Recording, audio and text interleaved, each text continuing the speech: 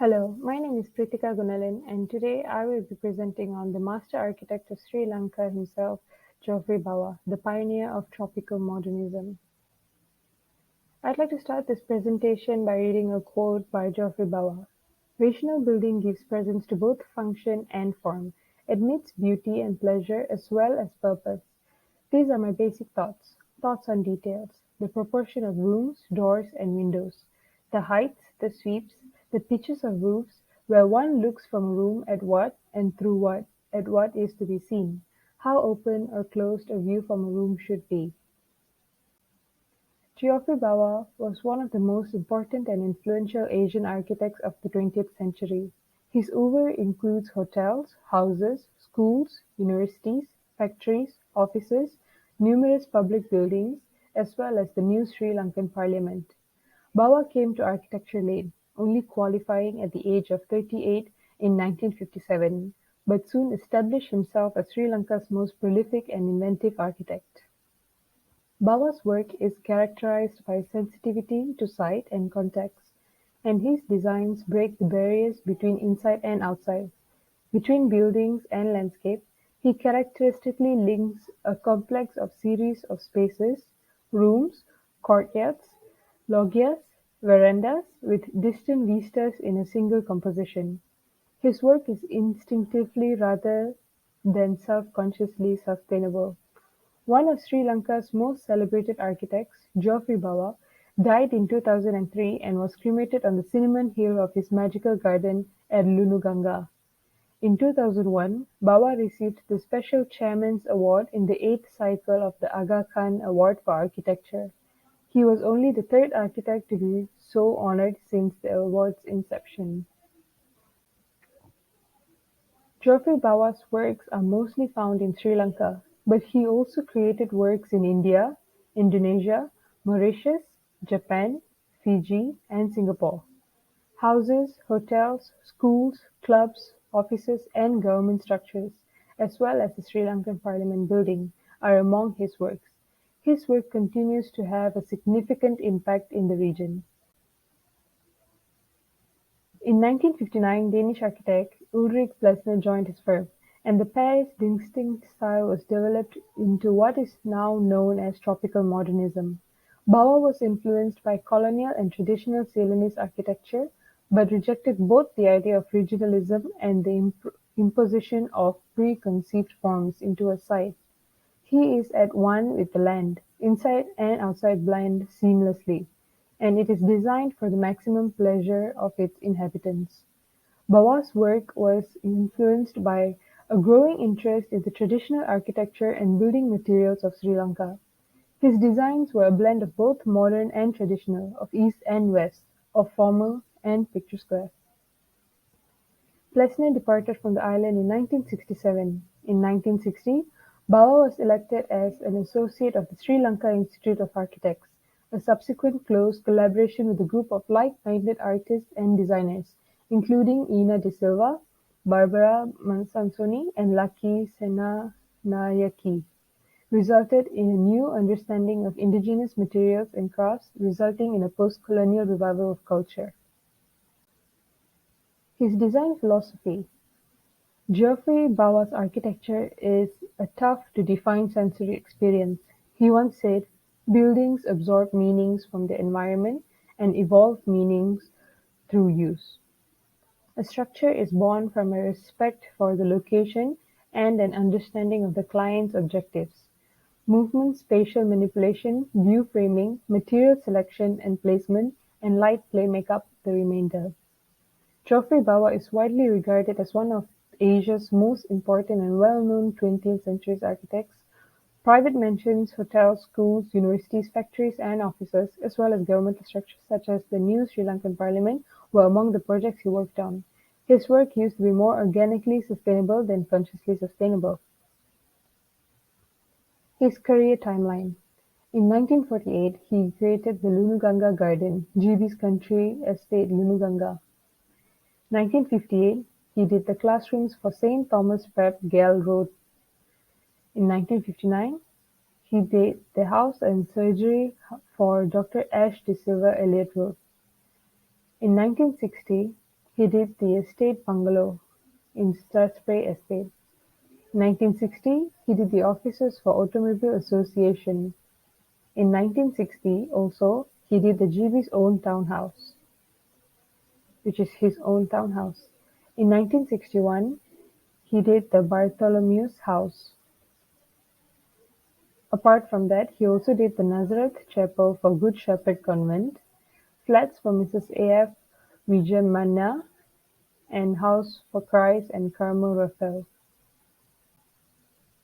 In 1963, he did the house for Leela Diaz Bandranayake, Montessori School for Saint Bridget's Convent, estate bungalow for Bar and Co., and in 1965 he did the classroom block for Ladies College and YWCA building.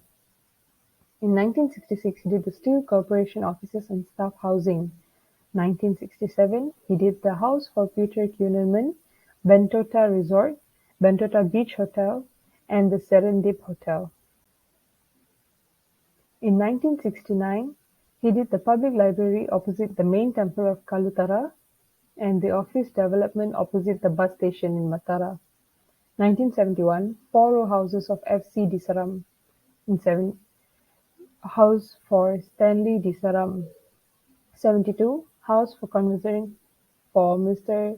and Mrs. H. E. Tanakun. 73 the Neptune Hotel in Beruela. 74 Agrarian Research and Training Institute. 75 National Institute for Management Studies and offices for State Mortgage Bank. 76 Seema Malacca. 78 Integral Education Center Subodhi and House of Lydia and Tourist Police Station and Triton Hotel and staff housing for the Ministry of Power. In 1979, he did the New Sri Lanka Parliament. In 1980, Ruhunu University Campus. 1982, Vocational Training Center. 82 also, Pilgrim's Rest House, Jayanti Ma. And 84, Stable Conversation for Sunetra Bandranayake. In 1985, House for Richard Fizebread and House for Cecil and Chloe de Souza. 1990, remodeling and extension to Sinbad Hotel. 91, Kandalama Hotel and the House of Rohan and Dulanjali. 95, the Lighthouse Hotel. 1996, Blue Water Hotel. 1997, House of Pradeep Jayawardene and 1997, House for David Spencer. These are the images of chronological order of his buildings.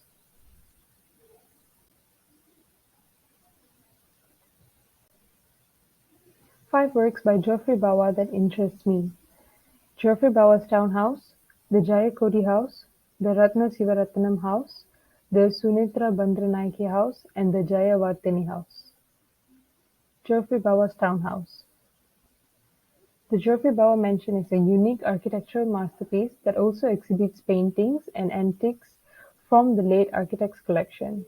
The house on 33rd Lane is a patchwork of architectural styles. Bawa purchased the third of four modest houses in a little cul-de-sac at the end of the narrow suburban lane at 1958 and transformed it into a pied-à-terre.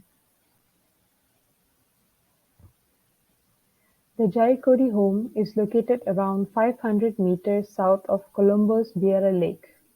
The home is situated in an irregular-shaped property on a small cul-de-sac that runs eastward from Park Street, which is perpendicular to it.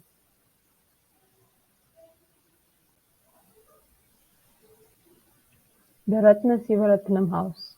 At the same time as working on the company's Triton Hotel and Ahungala, Bawa created this residence for an Aitken Spence director. The home is covered by a tall screen wall with just the main entrance and garage visible.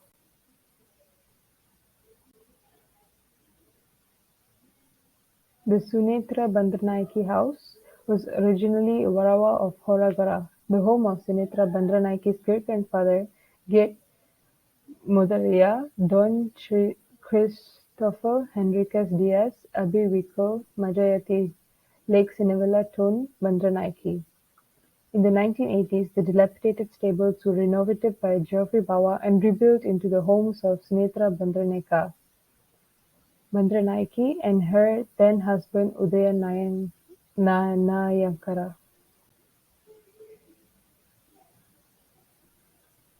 The Jayavartini House.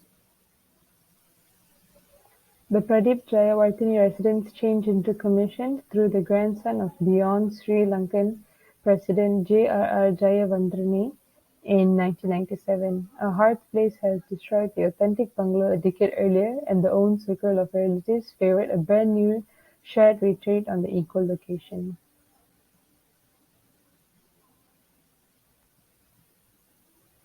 Bawa's career was shaped by a coincidence of birth, time, and place. He was born into a family that included most of the Ceylon people when it was still part of British Empire. He grew up in colonial Ceylon and was educated in England, but began his career after Ceylon regained independence.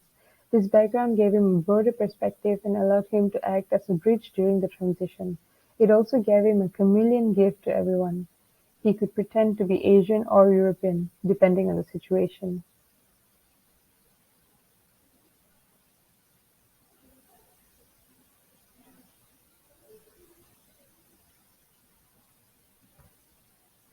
And with that, that is the end of my presentation. Thank you.